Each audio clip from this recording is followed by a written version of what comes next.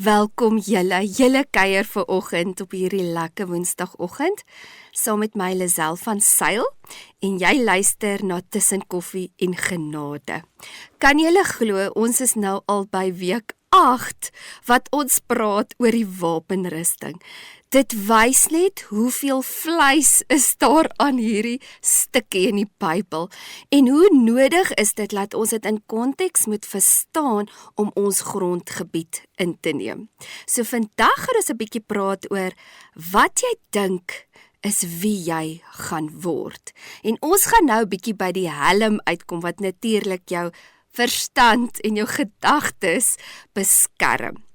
So wat jy glo, dit kom uit wat jy dink natuurlik. So jy kry sekere boodskappe en dan redeneer jy dit nou hier in jou kop en dit is wat jy dink, dit is wat jy gaan glo en dit is letterlik wie jy is en wat jy gaan word.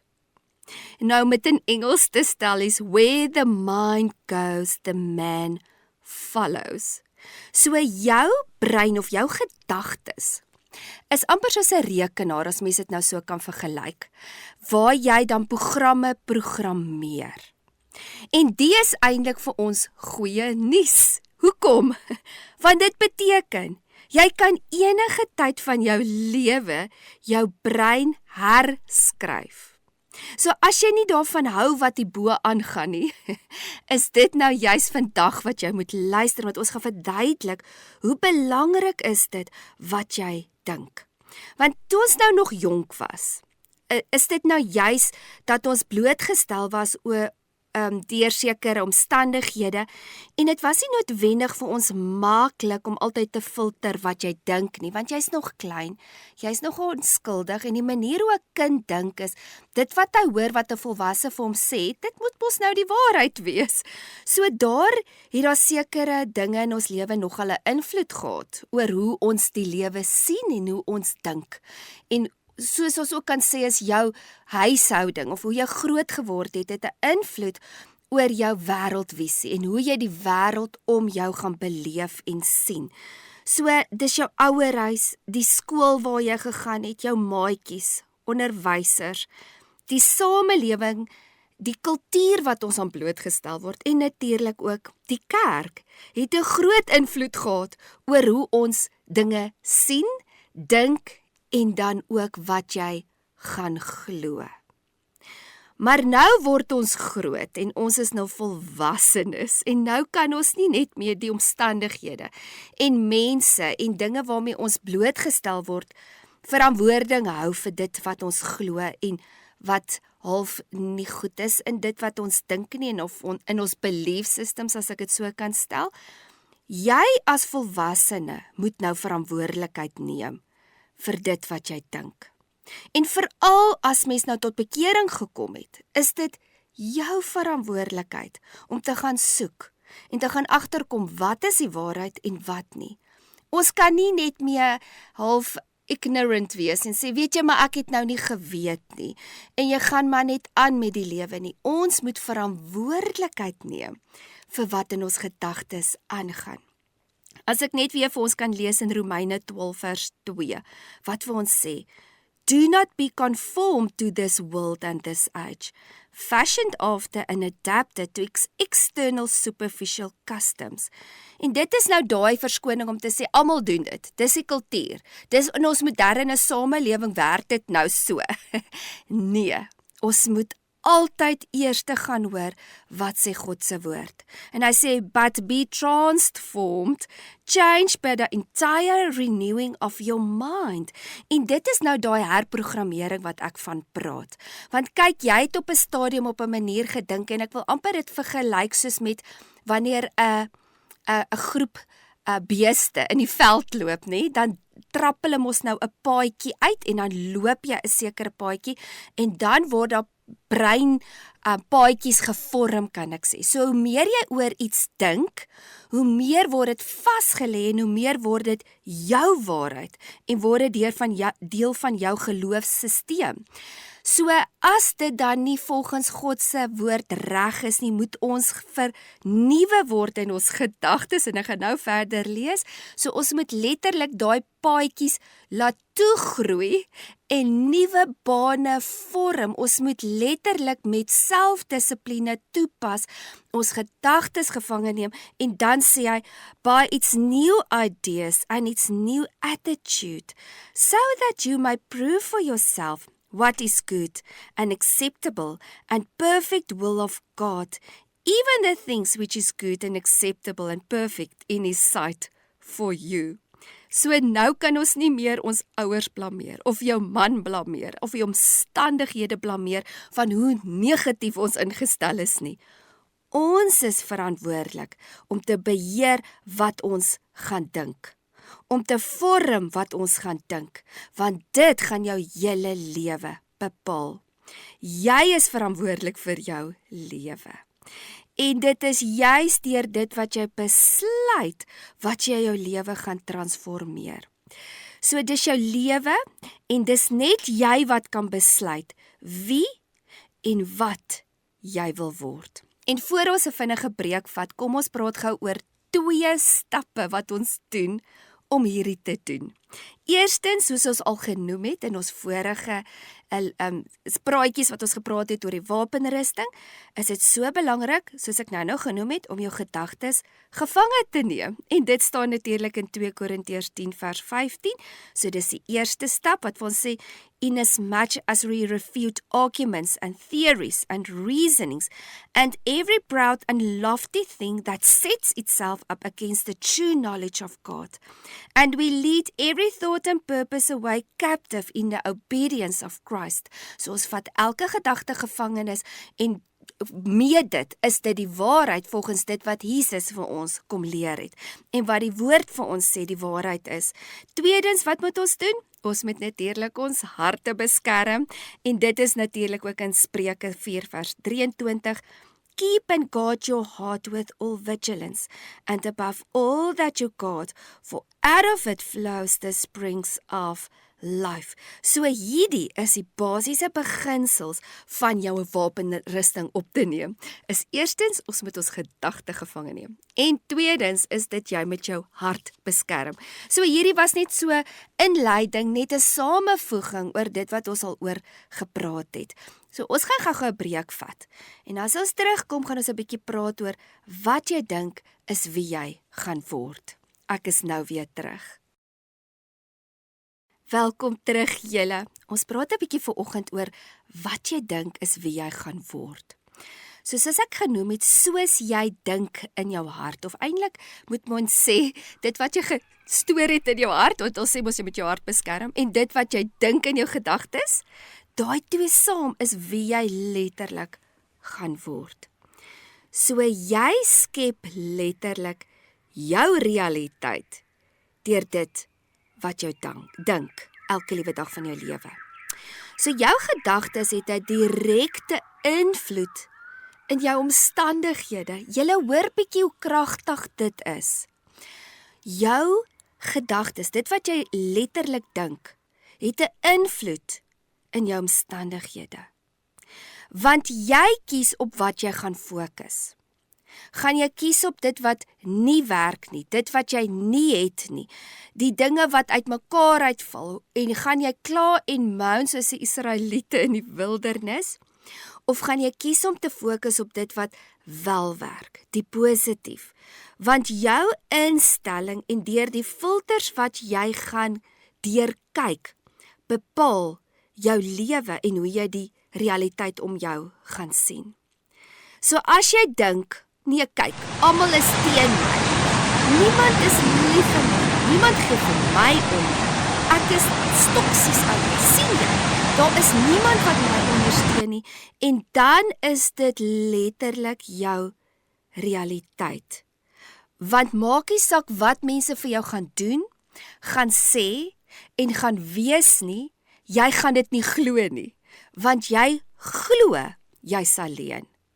Jy glo almal is teen jou.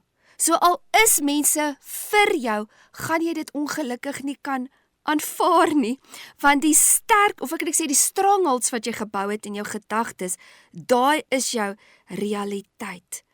So as jy dink niks gaan vir jou uitwerk nie en jy daai negatiewe gedagtes, is dit wat jy gaan beleef in jou lewe. Of jy kan vir jouself dink, ek is 'n problem solver. Ek het alles in my wat die Here vir my gegee het wat ek nodig het om in oorwinning te lewe. So maak nie saak wat ek gaan beleef, sien en gaan ervaar vandag nie. Jy het klaar dit vasgemaak in jou hart wat jy gaan glo. En jy glo by God is alle dinge moontlik. Maar wanneer daar 'n stukkie ongeloof is, of 'n stukkie twyfel wat geplant was deur die vyand en jy het dit gestoor in jou hart, dan sal daai ding opkom en hy sal gereeld van die agteraf skree. Het God gesê, gaan God daar wees vir jou? En dan gaan jy nie in volle geloof kan wandel in wie God wil hê jy moet wees nie. So op die ou ende kry mens dan twee tipes mense. Jy kry die wat in oorwinning wandel, en dan kry jy die wat die heeltyd voel hulle is victims.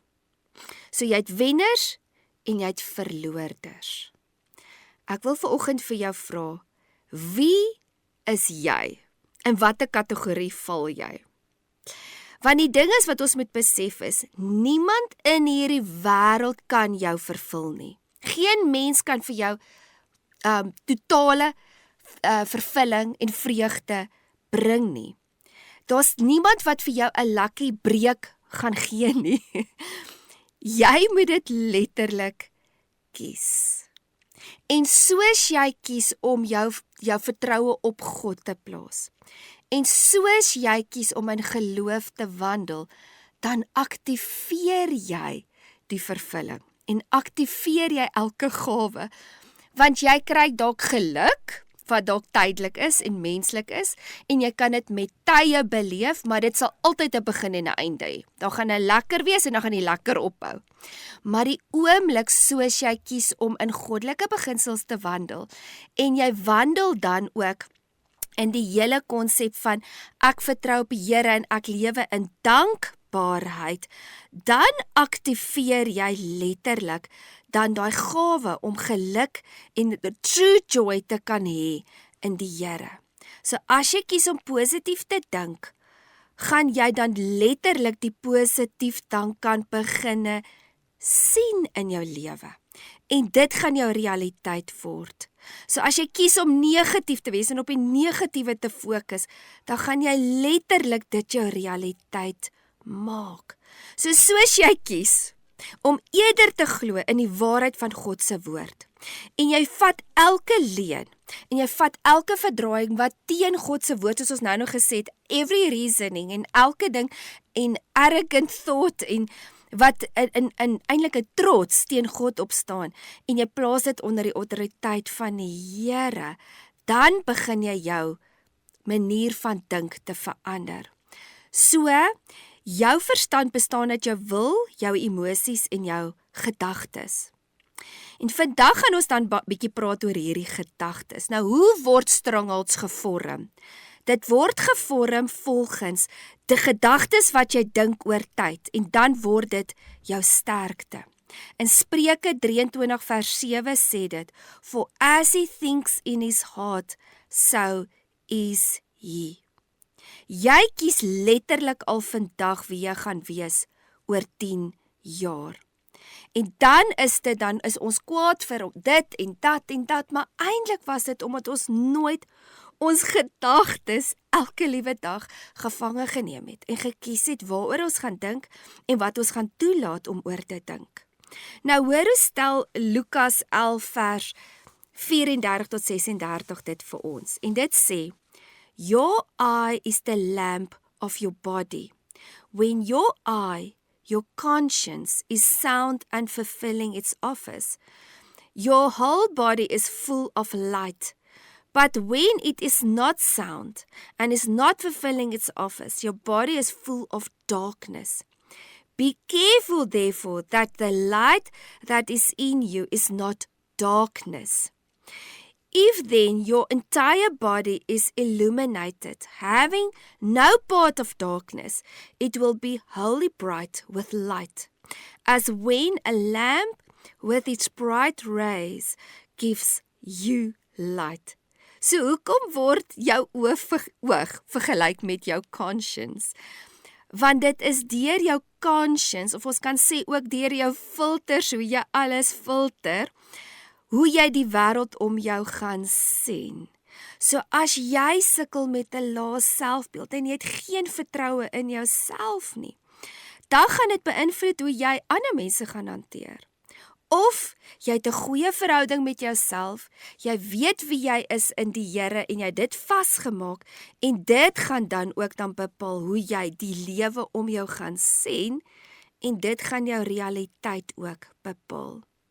So as jy nie 'n skoon gewete het nie en daar is secret sins, as ek kan dit so stel, of jy dinge wat jy wegsteek die heeltyd, jy weet daar's sekere goed in jou lewe wat verkeerd is en jy lewe in intentionele ongehoorsaamheid, gaan dit definitief beïnvloed hoe jy gaan dink.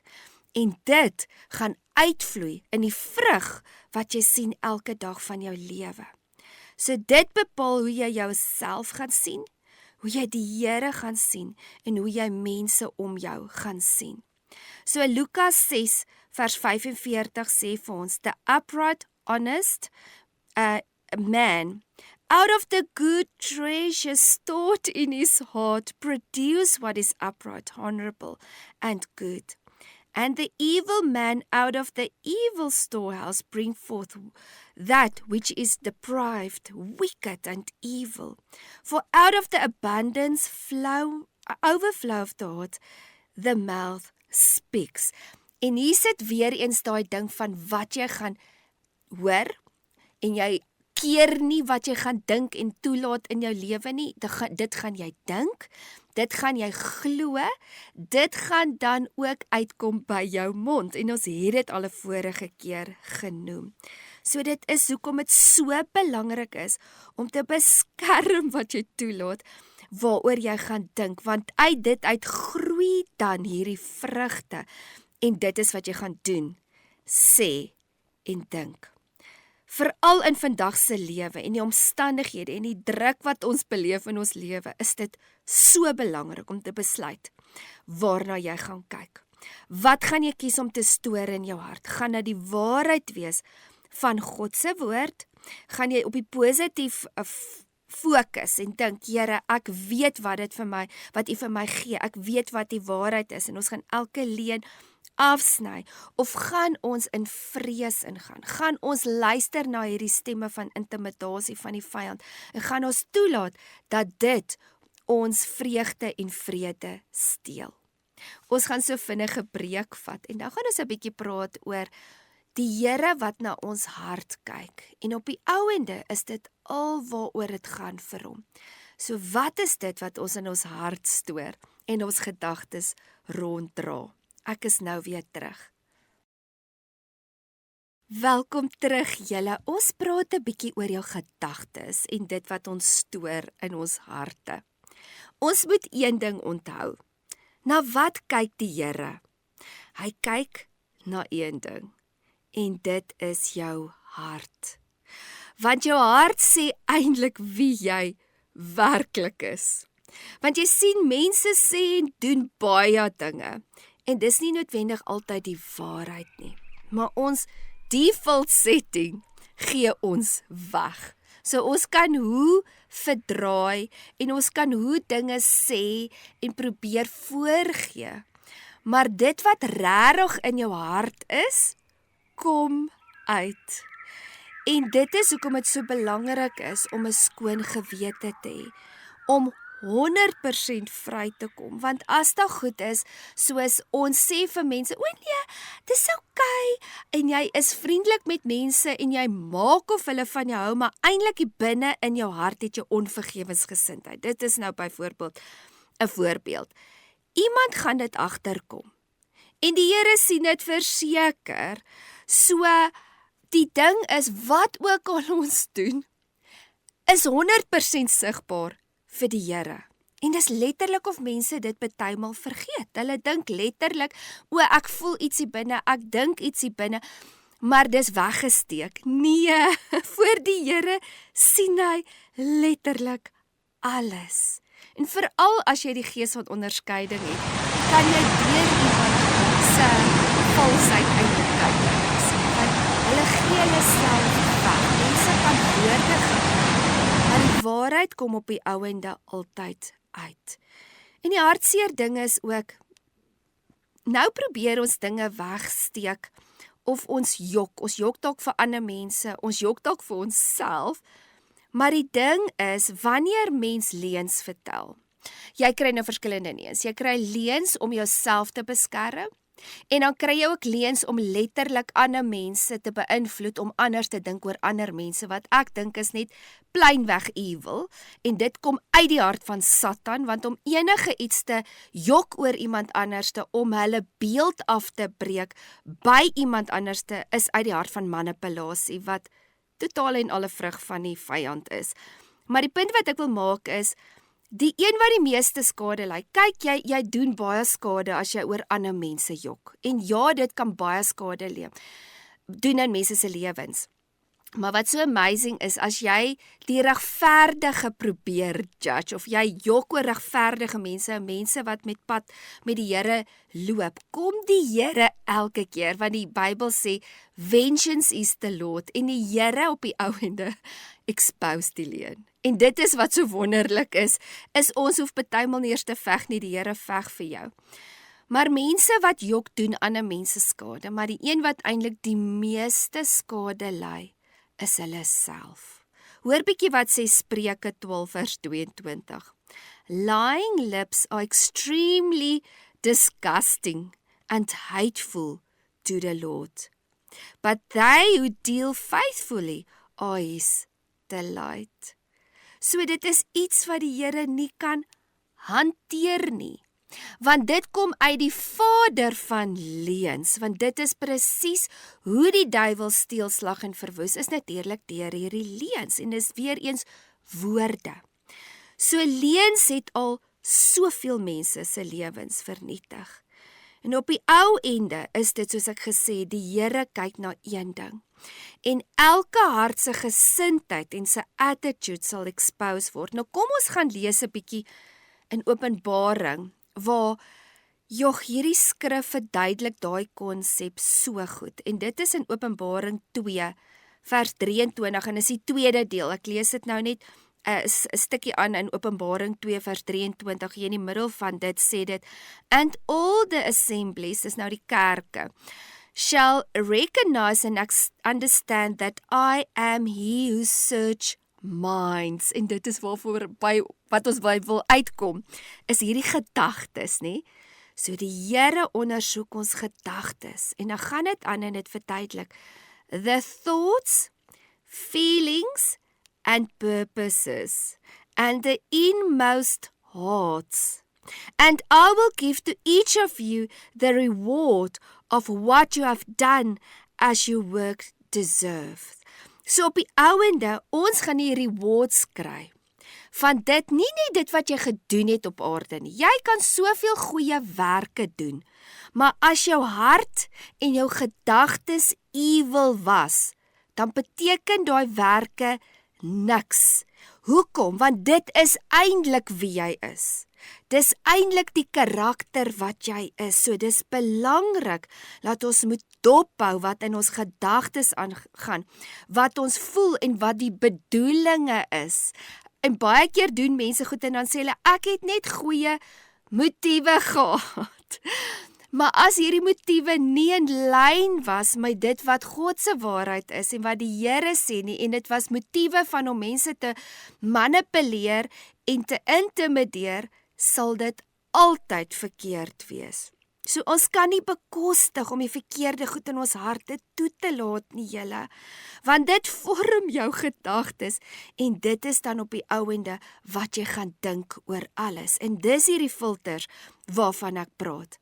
Nou in Handelinge 1 vers 24 vat dit ook hierdie hele ding vas van die hart en die motiewe, en hoor hoe stel dit hierso in Handelinge 1 vers 24 in die Amplify. En hy praat hier en hy sê, and they prayed and said, you Lord, you know all hearts. En nou hoor wat sê die Amplify. You know their thoughts, passions, desires, appetites, purpose, and endeavors. Julle, hierdie ding gaan baie diep. So net om te sê, ek die Here kyk na jou hart. Nee, hy kyk na baie dieper van dit. Dit wat jou dink, dit wat jou passie is, want jou passie sal jou dryf. So as jy eintlik idolatry in jou hart het, sal daai jou dryf. Dit sal jou desires wees. Dit sal jou appetites wees. En dit sal jou doele of jou purposes wees. En dis hoekom dit so belangrik is. Julle, ons moet skoonmaak. Ons moet skoonmaak, wat is ons doel in die lewe? Here, is ek regtig besig om u koninkryk te bou, of bou ek my eie koninkryk hier op aarde? Nou Matteus 15, vanaf vers 18 gaan ek vir ons lees, tot 20, wat ook praat van hierdie hart, en waaroor jy praat. But whatever comes out of the mouth comes from the heart. En dis wat ons nou genoem het. Dierlik, van die overflow of your heart, the mouth speaks. And this is what makes a man unclean and defiles him. For out of the heart come evil thoughts, reasoning, and disputings and designs, such as murder, adultery, sexual vices, theft, false witnessing, slander, and an irreverent speech. And I say these are what comes out of the unclean of the defiled man. But eating with unclean hands does not make him unclean. So met ander woorde, die hele ding is weer eens, waar kom hierdie slegte dinge, waarvoor die slegte vrugte wat ons sien in ons lewens, is dit het gekom met 'n gedagte. Dit het saam met 'n seer baie keer gekom. Dit het saam met 'n boodskap gekom. En ons moet hierdie goed intentioneel gaan uitroei in ons lewe. So elke aksie wat jy nog ooit gedoen het in jou lewe, nê? Waar kom dit vandaan? Dit kom uit 'n saadjie wat geplant was in jou hart, wat gekweek is, waaraan jy gedink het, en dan het dit oorgegaan in aksies. En so bou ons goeie strongholds, of slegte strongholds in ons lewe. Kom ons lees bietjie weer in Markus 4 vers 24. And he said to them, be careful what you are hearing. The measure of thought and study you give to the truth you hear will be the measure of virtue and knowledge that comes back to you, and more besides will be given to you who hears. Want weer eens hierso praat hy van daar's woorde. Maar as jy nie ontvangbaar is vir die waarheid en laat die woord van God jou penetreer in jou sielsvlak en jou gedagtes kom vernuwe nie, gaan dit nie krag hê in jou lewe nie. So hy sê that a measure of thought and study you give to the truth you hear. So ons moet letterlik gaan en sê, Here, kom ek gaan leer wat's reg, wat's verkeerd in my lewe.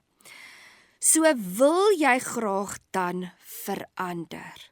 Dis hierso waar ons dan intentionele gewoontes en gesonde gewoontes moet bou. Die gewoonte om bewus te raak waaraan ek dink. Wat is dit wat ek regtig glo? Is my bekering regtig vir my 'n realiteit? Besef ek werklik wie God die Vader vir my is? Hoe werk my geloof? Glo ek in God, maar ek glo net tot op 'n mate. Die res moet ek beheer. En dit is waar ons vir onsself moet vra. So as God nie regtig jou redder is, en jou enigste soos is nie, sal dit uitkom in jou hart. Want baie keer sê ons wel, ja, ek is 'n Christen en ek glo in die Here, maar dis nie vir ons 'n realiteit in dit wat ons glo in ons hart nie. En dit sê in Matteus 6 vers 21, For where your treasure is, there will your heart also be. So dit is wanneer daar anxieties en vrees en onrus in ons lewe inkom. Wanneer ons gedagtes het wat nie die waarheid is volgens God se woord nie. Want ja, ons gaan met tye met situasies sukkel wat dinge uitmekaar uitval. Jou kar se radiator breek of wat ook al mens dit noem, of die brieke is daar fout mee en jy het nie noodwendig die finansies om dit nou reg te maak nie en dan voel jy oorweldig en dan sien jy, dis nou nie reg in my lewe nie, daai is nou nie reg in my lewe nie. En dan breek die geyser en daar is die water onder, die hele huis onder water en jy sê, o jene Here, hoe gaan ek dit hanteer? En dan as jy weer kyk, dan die Here kom en hy het voorsien. Of die versekering het uitbetaal, of iemand het gekom en gesê, luister, ek bless jou met hierdie R10,000 en dan was dit letterlik wat jou rekening was, en dan kan daar sulke miracles gebeur. Ek praat nou maar net, maar julle verstaan wat ek sê, baie keer is dit, dat daar situasies in ons lewe gebeur, en dan wil dit jou laat anxious word, maar dan moet jy altyd vra, luister, gaan ek regtig glo dat die Here my redder is, en elke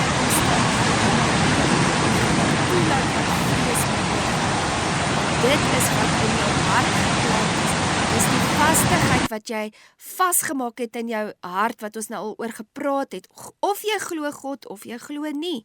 En dit gaan dan uitkom, wanneer hierdie moeilike omstandighede partymal oor ons pad kom. Ons gaan so vinnige breek vat, en dan gaan ons 'n bietjie praat oor lewe in die lig, en ons met hierdie secrets, hierdie leuns, expose van die duiwel, dat ons kan vrykom. Ek is nou weer terug. Ons gaan nou 'n bietjie gesels oor die toepassing van hierdie waarheid en hierdie gedagtes wat ons nou oor praat as dit kom by oorlogsvoering, né? Want ons praat nou oor die wapenrusting wat ons moet aantrek teen die vyand en sy aanslag. So die vyand se plan is om jou in die donkerte te hou. Want as hy dit kan regkry, dat jy sekere goed wegsteek en hierdie secret sins wat ons oor gepraat het en sekere goed wat ons dan nie bely in ons lewe nie, dan het hy 'n houvas in ons lewe. Net soos ons in die begin gepraat het van hy valse guilt en shame wat hy die heeltyd ons wil mee aanval, wil hy ook keer dat ons diepste geheime en ons sondes moet bely. So daar's baie keer goed in ons lewe wat ons gedoen het, wat nie reg is nie. En nou kom die Heilige Gees en hy begin met ons te werk en hy begin hierdie goed te expose. En dis nie altyd lekker nie, julle. Dis partymal rou, dis partymal goed waar ons skaam is, en dis hoekom ons dit nie vir almal wil bely nie. En hier wil ek ook sommer net sê, hier het jy regtig onderskeiding nodig. Jy vertel nie sommer enige iets vir enige iemand nie. Dit is waar mens ook onderskeiding nodig het, is wanneer kan jy iemand vertrou om iets met hulle te deel? Baie keer is dit goed om oor sekere goed in jou lewe te gesels, is partymal goed om met 'n beraader te gesels, partymal is dit goed met jou man en met jou vrou te praat en oop te wees en sê, luister, maar ek het gesukkel met hierdie probleem, daai probleem, en dis weer eens waar mens met goddelike mense moet gesels, wat jou nie gaan judge nie, wat dit gaan sien vir wat dit is, en jou gaan help na vryheid toe, want mense wat weer eens onkundig het, sal byvoorbeeld vir jou sê, ja, maar het jy jouself vergewe? En dan sal jy sê, maar hoe het jy myself vergewe? Ja, want jy het dit toegelaat in jou lewe. Jy het toegelaat dat hierdie mense jou misbruik. En daai is uit die put van die hel, dan is dit net nog 'n trap wat die duiwel jou wil trap. So, dis hoekom ek dit sommer noem, want baie keer wil ons vrykom en ons vertel van hierdie goeters, maar ons vertel dit vir die verkeerde mense wat nie in onderskeid lewe nie, wat self nog in die donkerte sit, en dan wil hulle ons net weer trap met valse guilt en shame. Maar voor ons volkome vry kan wees, moet ons elke leuen en elke verkeerde aksie, so elke sonde wat ons gedoen het, en elke houvas moet ons bely. Ons moet dit erken, en dis hoekom ons partymal nie by genesing uitkom nie, want dit is wat hy skrif sê in James, is admit your faults one to another so you can be healed. En nou hoor net hoe mooi is dit hier in Korintiërs 2 Korintiërs 4 vers 2 wat vir ons sê, we have renounced disgraceful ways. En dit is nou die secret en julle moet nou mooi luister. Want kyk, die duiwel het net 'n houvas in ons lewe. En as ek praat ook van demone en waar hulle wil ingang hê in mense lewe, hoe kan hulle ingang? Wanneer jy in intentionele sonde wandel, dan is jy 'n open target en dan mag hulle maar inkom want jy is in ongehoorsaamheid. Maar soos ons in gehoorsaamheid wandel, soos ons sondes bely en soos ons deur Jesus se bloed gewas word, dan verloor hierdie magte hulle beheer. En dis eintlik so eenvoudig soos dit, maar dit is hoekom dit so belangrik is om dit letterlik te bely. En baie keer is dit nie eers nodig om voor 'n mens te bely nie, om voor God te bely. Here, ek was verkeerd. En dan baie keer is dit ook nog nodig om te sê, ek sny alle bloedlyne af van my vorige familie, want ons weet nie of hulle bely het of nie, want jou grootoeroupa is dalk nog 'n satanis gewees, en jy weet dit nie. En dis hoekom ons nodig het om dit met ons monde te bely van ek sny my af, want hulle maak covens, en dan is dit letterlik vloeke wat dan tot die 3de en die 4de geslag is, en ons sny dit af deur ons belydenis. So ons sê, we have renounced disgraceful ways. Dan sê hulle secret thoughts, feelings, desires, and underhandedness, the method of art that men hide through shame. En dit is weer eens daai ding wat ons praat van, baie keer steek ons weg, ons wil nie vir mense sê, luister maar ek sukkel met pornografie, ek sukkel met hierdie ding in my lewe, ek het hierdie secret sonde in my lewe, en veral as ons nou praat van pornografie, as ek sommer oor dit kan praat, en veral met mans, is dit belangrik dat hulle saam deur hierdie ding werk, en dit is ook 'n ding waar jy dan die brotherhood nodig het, om jou accountable te hou, om saam met jou pad te loop na vryheid toe. So we refuse to deal craftily, to practice trickery and cunning, or to adulterate and handle dishonestly the word of God. But we state the truth openly, clearly, and candidly. And so we commend ourselves in the sight and the presence of God to every man's conscience. En hier verduidelik het so mooi, dit is wat gebeur wanneer ons skoon maak en ons gewete skoon maak. Nou kan die vyand ons nie meer aankla nie. Hy het nie meer hou vas in ons lewe nie, want ons het bely. En dit is nie net 'n vinnige gebedjie wat jy bid nie. Hierdie ding is partymal 'n ding wat jy moet gaan sit en gaan sê, Here, wat is daar in my lewe wat ek nog nooit bely het nie. En dis partymal ook hoekom mens vasgevang word en waar mens partymal ons autoriteit oorgee aan die vyand. Maar soos ons in die lig wandel en ons expose hierdie darkness, dan verloor dit sy mag en ons kom vry. En dit is hoekom dit so wonderlik is, die hele ding van belydenis van sonde. En ja, jy het dit gedoen toe jy tot bekering gekom. Jy het jou sonde bely, maar dit het nie daar gestop nie. Ons moet 'n lewe lei van repentance, waar ons gereeld skoon maak. Here, ek het gister in my gedagtes gedink hoe ek daai persoon haat.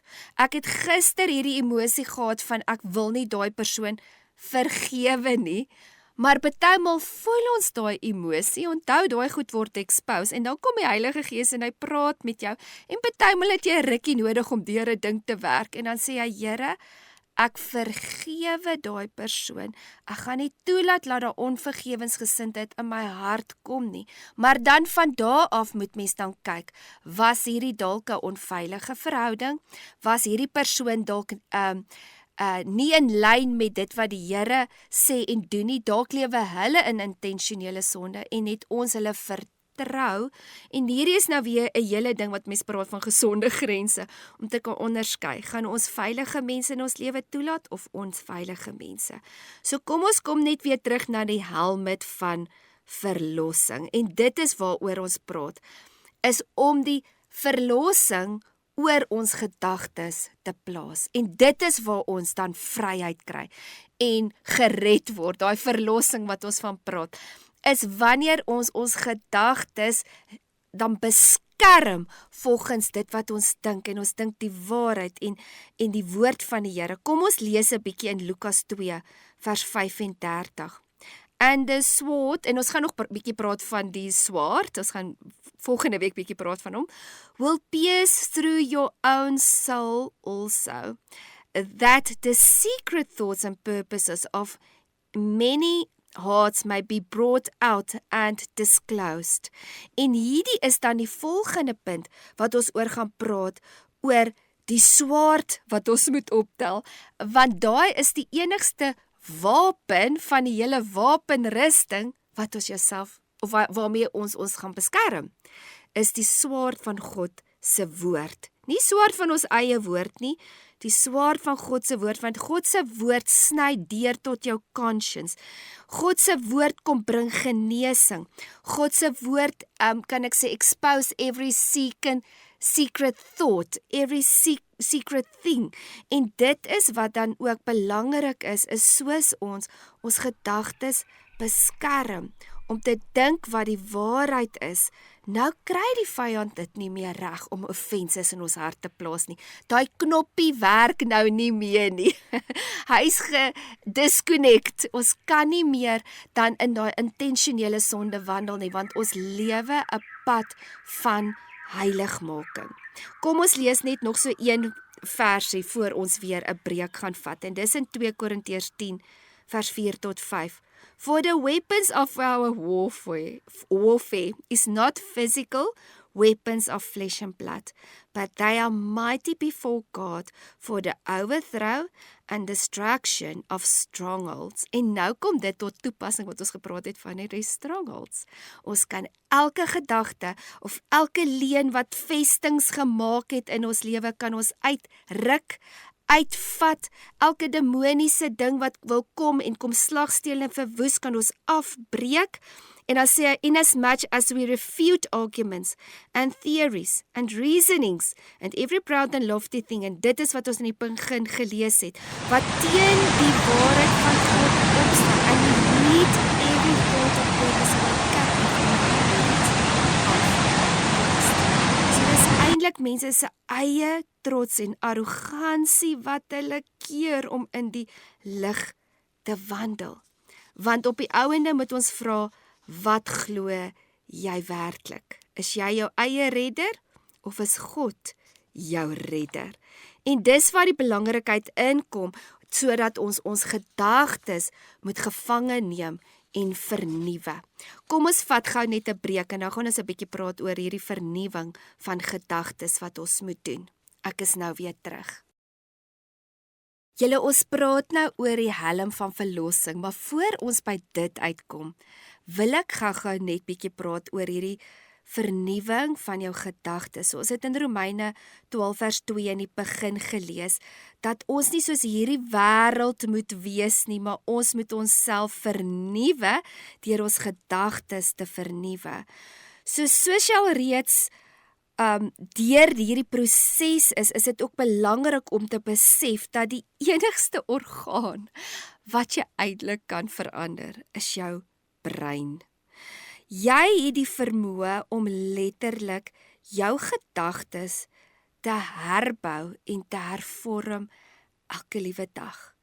Soos jy elke leuen vasvat, elke seer, elke trauma wat jy beleef het, elke ongeregtigheid of onvergewensgesindheid, elke rebellie, soos jy dit beginde identifiseer in jou lewe, en jy lê dit neer, en jy vra vir vergifnis, en jy loop deur hierdie pad van Here, maak skoon, kom reinig my, kom wys my, soos ons dit laat gaan, so begin ons in vryheid te wandel, en word ons eintlik wie God wil hê ons moet word. Julle, ons kan nie bekostig om te gaan op dit wat ons sien nie. Ons moet leer om deur die Gees gelei te word en volgens dit te wandel. So kom ons gaan weer bietjie na 2 Korintiërs 4 en ek wil gou vir ons vers 16 lees. Dit sê, Therefore we do not become discouraged, utterly spiritless, exhausted, and wearing out through fear. En dis wat ek nou genoem het van, ons kan nie dat vrees ons, hoe kan ek sê, lam lê nie. Want vrees sal al jou krag en al jou autoriteit steel. Die oomblik wanneer ons vrees soos Petrus, gaan ons sink. So ons kan dit nie toelaat nie. En waaruit kom vrees? Uit jou hart en uit jou gedagtes. So daar's nou nog 'n aha moment. So waar kom my vrees vandaan? Dit kom van 'n saadjie wat jy toegelaat het om te groei in jou menswees. Through our outer man is progressively decaying and wasting away. Yet our inner self is being progressively renewed day after day. En dit is waarvan ek praat. Dit is 'n daaglikse proses. Kom ons lees vers 18. Since we consider and look not for the things that are seen, but to the things that are unseen. For the things that are visible are temporary, brief, and fleeting, but the things that are invisible and deathless and everlasting. Besef julle dat ons werklikheid waar ons in lewe is eintlik soos 'n matrix, as ek dit so kan stel. Hoor wat ek sê. Die geestelike riem is eintlik die werklikheid, want dit is die ewigheid. Ons gaan vir ewig in die geestelike riem in die hemel wees, en daar gaan 'n ewige hel wees, en ons weet dit. Ons weet dat dit wat ons sien is net vir hierdie oomblik. Daar's 'n begin en daar's 'n einde. Dis 'n klein stukkie in ons ewigheid. So hoekom lewe ons of hierdie wêreld vir ewig gaan bestaan? So dit is hoekom dit belangrik is dat ons intentioneel kies om op God te vertrou. En dit moet ons vasmaak in ons gedagtes en dit gaan jou stabiel maak in hierdie onstabiele, tydelike werklikheid wat ons nou in lewe. En dit is wat 1 Korintiërs 10 vers 14 en 15 vir ons sê. Hoor bietjie hoe stel hulle dit, of hoe stel Paulus dit. Hy sê in 1 Korintiërs 10 vers 14 tot 15, Therefore, my dear beloved, shunned, keep clear away from and avoid by flight, if necessary, any form of idolatry, of loving anything more than God. Nou hierdie is 'n verskriklike belangrike konsep, want weet julle wat, daar's baie idolatry wat ons partymal in ons lewens toelaat. Idolatry omdat ons geld najag, idolatry want ons jaag roem en posisie na. Ons het soveel idolatry en besef ons nie eers dis idolatry wat ons toelaat in ons lewe nie. I am speaking as to intelligent, sensible men. Dan sê hy, think over and make up your minds for yourself. So ons moet dit vasmaak in ons hart about what I'm saying. So eintlik wat hy probeer sê is, ons moet vasmaak in ons hart. Gaan ons die Here dien of is ons in idolatry? En dit is die ding van, ons het baie keer dan dink ons 'n God in ons eie gedagtes, wat nie volgens God se woord is nie. Maar ons dink hom op, want dit moet ons sondes justify, en daai is idolatry. Of jy vat God van die woord, en jy bou jou vastigheid op dit, of ons maak valse gode op, en dit is wat Israel maar gedoen het. Gaan lees maar in die konings, van konings 1 tot koning 2 konings, die hele 1 koning, ek dink dit was omtrent net Dawid wat omtrent goddelik was in 1 konings. En dan kom jy hier aan die einde van 2 konings, en ek dink is hierso, dit is seker hier by hoofstuk 17, 18, 19, dan hoor jy weer van die eerste keer van 'n goddelike koning. Jeseraja dink ek was sy naam. Hy was baie jonk. Ek dink hy was so 25 toe hulle hom koning gemaak het en hy het vir so oor die 20 jaar ook geroel en gerein en hy was ook 'n goddelike koning en daar's nog al baie oulike stories. Ek gaan lees dit 'n bietjie. Daar in 2 Konings 17:18 en ek dink so 19 waar hy praat van daar was niemand voor hom en na hom behalwe soos Dawid nie. En hierso wys dit net weer eens want hierdie 2 konings, Dawid en Seria dink ek was sy naam. Hulle twee het dit vasgemaak in hulle harte wie God vir hulle is. Hulle het nie toegelaat dat die intimidasie en die idolatry van die mense hulle oorheers nie, maar hulle het opgestaan. Hulle het nie in die leuen ingegaan nie, maar hulle het in die gees gewandel, as mens dit nou so kan noem. So ons moet kies waarop ons gaan fokus. Gaan ons op die vrees fokus, op dit van, sê nou maar, nou red die Here my nie, nou gaan dit nie uitwerk nie, nou, julle weet, daai woorde, of gaan ons gedagtes vestig op dit wat reg, goed en op God gefokus is. Ek wil gou vir ons 'n stukkie gaan lees en dit is in Filippense 4 van vers 6 tot 8. Ek gaan vir ons lees. Do not be afraid to have any anxiety about anything, but in every circumstance and in everything, by prayer and petition, with thanksgiving, continues to make your wants known to God, and God's peace shall be yours, that tranquil state of its soul, assured of its salvation through Christ. And so, fearing nothing from God, and being content with its earthly lot, of whatever sort that is, that peace, which transcends all understanding, shall garrison and mount guard over your heart and mind in Christ Jesus. For the rest, brethren, whatever is true, whatever is worthy of reference and is honorable and seemingly, whatever is just, whatever is pure, whatever is lovely and lovable, whatever is kind and winsome and gracious, if there is any virtue and excellent, if there is anything worth of praise, think on and weigh and take account of these things. Fix your mind on them. Julle en die is eintlik die hele boodskap wat ons vanoggend oor praat. Ons moet ons anxieties, ons bekommernisse, ons moet alles wat ons dink die hele tyd by die Here deurwerk en sê, Here, ek het hierdie gedagte, ek het hierdie benoudheid, maar ek skryf vir hom neer. Jy kry jou boekie, jou bidboekie en jy skryf hom neer. Here, hier's my volgende getuienis. Ek sien nog nie die antwoord nie. Ek beleef nog nie die deurbraak nie, maar ek skryf hom neer, ek vertrou U. En dit is wat Spreuke 16 vers 3 vir ons sê. Roll your works upon the Lord, commit and trust them wholly to Him, and He will cause your thoughts to become agreeable to His will. So shall your plan be established and succeed. So hoe gaan ons by sukses uitkom? Hoe gaan ons by rus en vrede uitkom?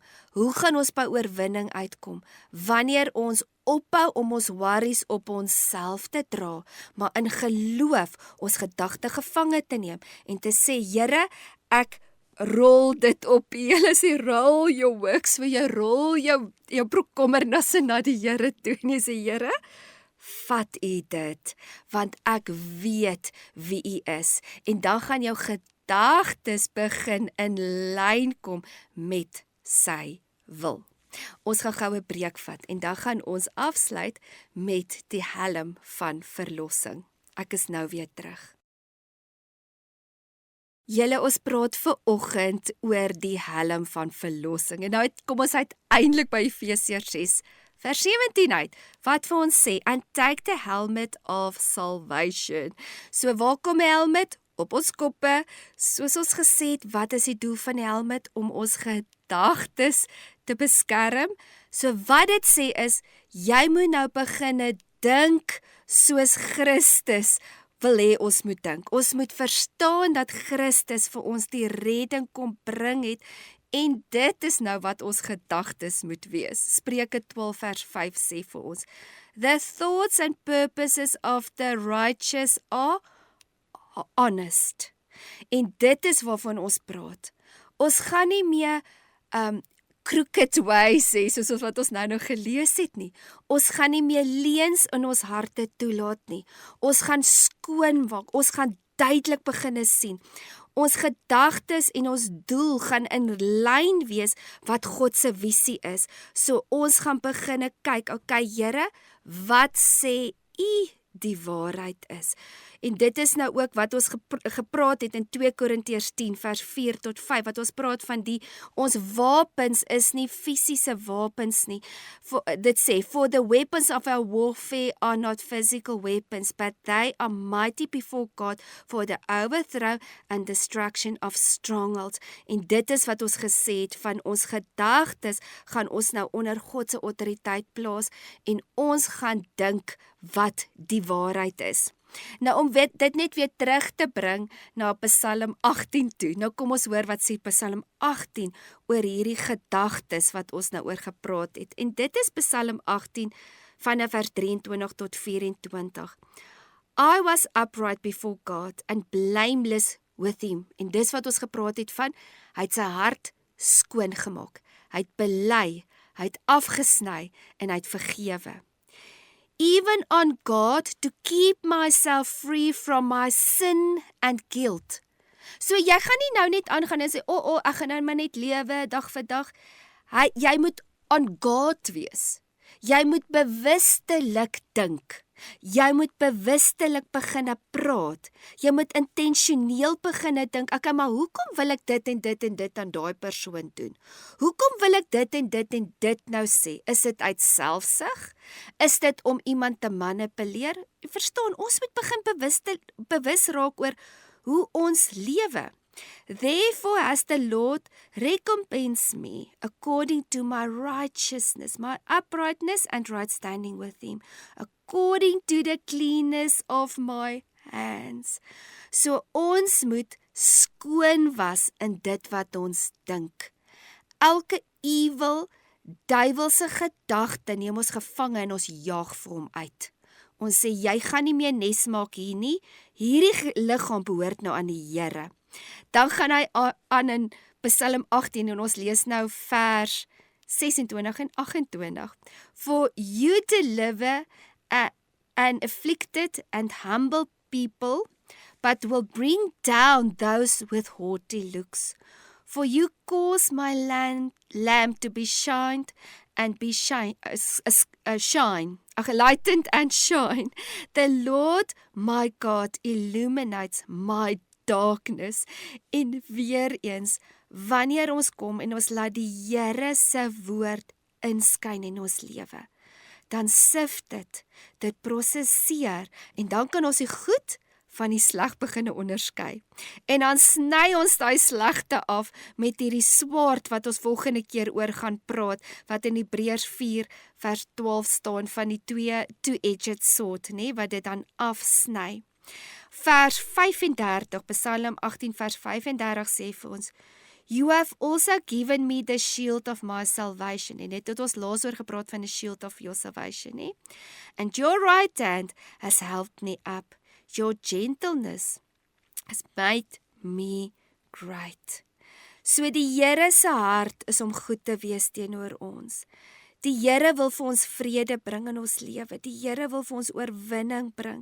En dis hoekom dit so belangrik is om te veg vir hierdie vrede in ons lewe. Want hy wil kom met probleme. Hy wil kom met worries en vrese, sodat ons in ons gedagtes moet dink, nee, ons kan dit nie doen nie. Ek het nie die kapasiteit om dit te doen nie. Maar ons moet glo in die redding van die Here. En dit staan in Psalm 3 vers 8. Salvation belongs to the Lord.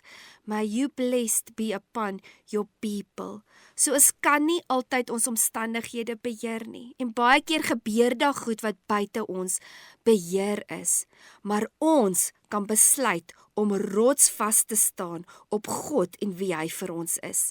2 Samuel 22 vers 3 sê vir ons, My God, my rock, In him will I take refuge, my shield and the horn of my salvation, my stronghold and my refuge, my Savior.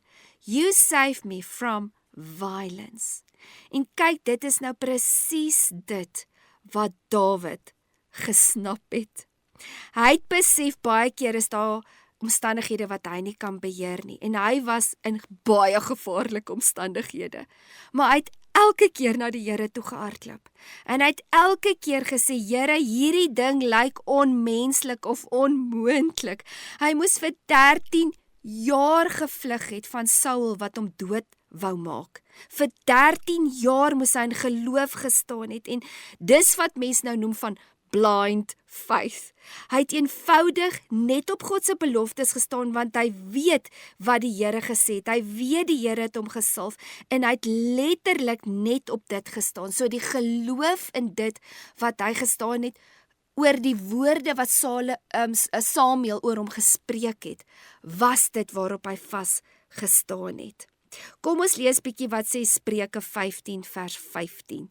Dit sê vir ons, all the days of the desponding and afflicted are made evil by anxious thoughts and forebodings. En dit is nou presies waarvan ek praat.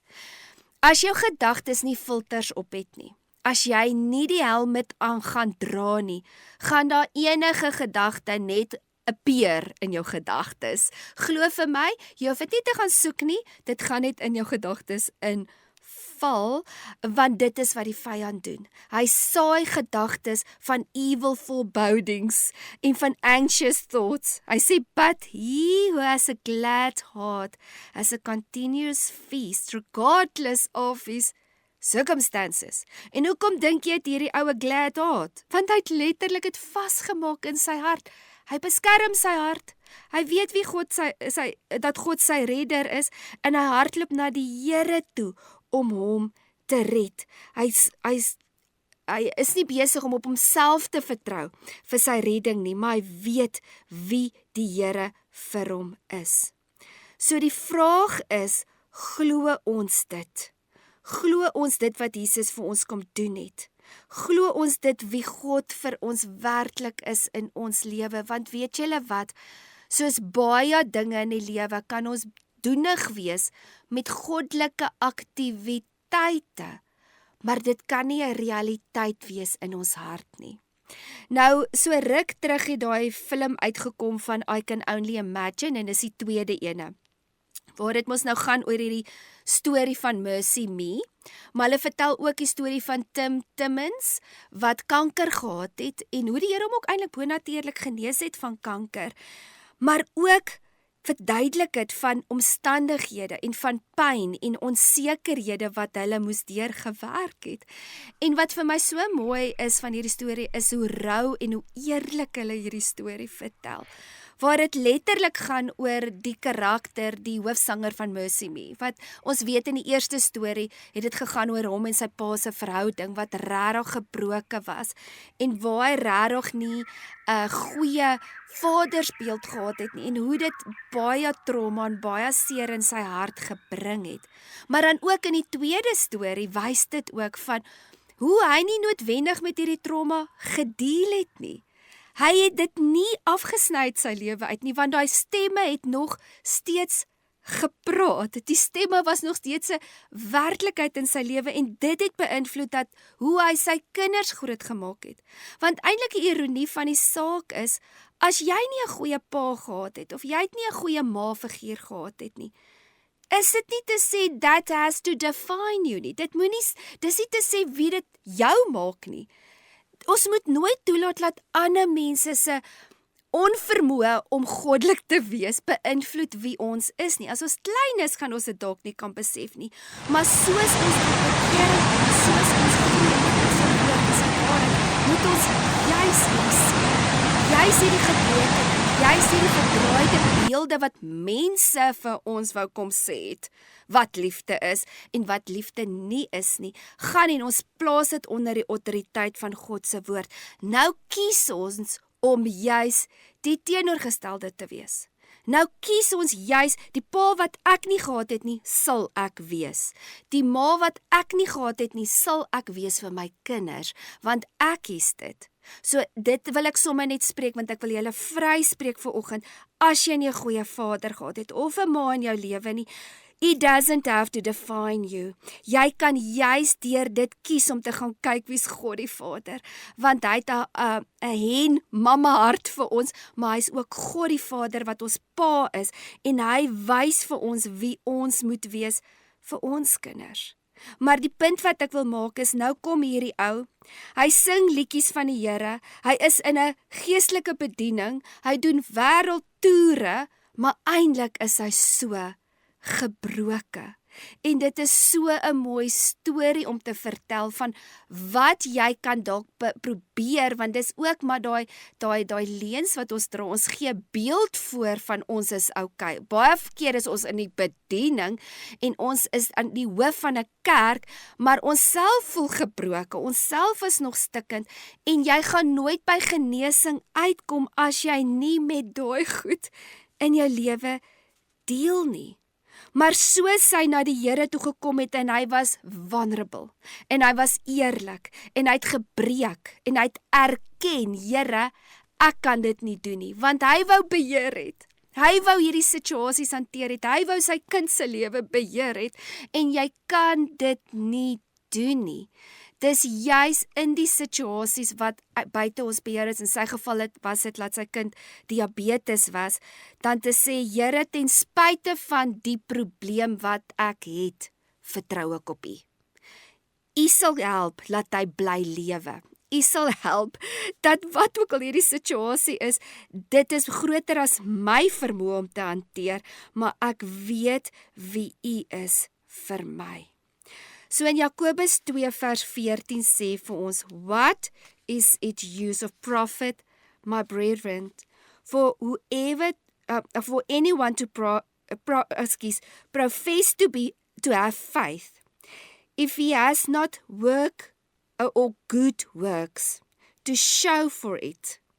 Can such faith save his soul? So die punt wat hy probeer maak is, baie keer sê ons het nou geloof, en dan het jy nou die werke. Nou aan die een kant, as jy net goeie werke het, gaan dit nie te sê dat jy geloof het nie, want ons kan baie goeie werke hê sonder ware geloof. Maar net so kan ons nie goeie werke hê nie, soos werklike goeie werke kom uit 'n opregte hart wat in God vertrou. En dit is dan vers 17. So also faith, it is if it does not have works, deeds and actions of obedience to back it up, by itself it deprived of power. En dan is dit dood. So met ander woorde, ons moet kan glo, maar dan moet ons ook uitstap in daai geloof en dit moet bevestig wat ons glo. So of jy glo God is wie hy sê hy is, of ons glo ons moet dinge in ons eie hande neem en dit probeer uitwoeker hierso. En baie keer is dit ons verantwoordelikheid om op te staan en uit te loop in geloof, maar baie keer is dit ook dat ons in ons eie menswees vertrou, eerder as om te sê, Here, ek sit die helmet van verlossing op, want ek weet, niks wat ek doen, kan keer wie U vir my is nie. En dit is waar mens partymal ook daai blinding faith moet hê, van Here, ek weet nie hoe hierdie situasie gaan werk nie, maar ek weet wie U is. Ek het my vertroue en my hoop op U geplaas. Ek vat elke gedagte gevangenis, wat wil kom twyfel, wat wil kom afbreek, wat wil kom lieg, en ek kies om die regte en die goeie te glo. Kom ons vat net so laaste preek, en dan gaan ons net 'n samevatting hê van wat ons gepraat het vanoggend. Julle, dit was so lekker om vanoggend saam met julle te kuier en bietjie te praat oor dit wat ons dink. So gaan jy 'n bietjie hierdie week dink oor wat jy dink. kom ons sê gou die 10 punte wat ons oor gepraat het vandag. So eerstens, wat jy glo is wat jy gaan dink en dit is wie jy gaan wees en dit is wie jy gaan word. Tweedens, so jy skep letterlik jou realiteit deur dit wat jy gaan dink. Jou gedagtes het 'n direkte invloed op jou omstandighede. Nommer 3. Soos jy kies om God se waarheid te glo bo die leuen, verander jy jou gedagtes. Nommer 4. God kyk eerstens na ons hart, want jou hart sê wie jy werklik is. Mense kan baie dinge sê en doen, maar dit hoef nie noodwendig altyd die waarheid te wees nie. Want ons default setting is om weg te steek en te verdraai. Maar as jy in 'n skoon gewete wil wandel en wil hê, en werklik vry wil wees, moet jy 100% oop wees, want God sien in elk geval alles wat in jou hart is. Nommer 5. So ons kan dit nie bekostig om verkeerde dinge in ons hart toe te laat nie, want dit vorm jou gedagtes en word wie jy dink oor alles in jou lewe. Nommer 6. Dit wat in die lig is, maak jou vry en gee dan vir jou autoriteit oor die vyand. Dit is jou helm van verlossing, wanneer jy in oorwinning opstaan en sê jy gaan nie meer toelaat om my gedagtes te infiltreer met jou leuns nie. Nommer 7. Jy kan vashou aan die leuen en die seer, die traumas en die onvergewensgesindheid, die offenses en die rebellie in jou hart, of jy kan dit laat gaan en God toelaat om jou vry te maak. Nommer 8. As jy kies om op God te vertrou, moet jy dit vasmaak in jou gedagtes en dit is die een ding wat jou stabiel hou. Nommer 9. Jy kan nie net elke gedagte wat in jou kop kom, aanvaar en bedink nie.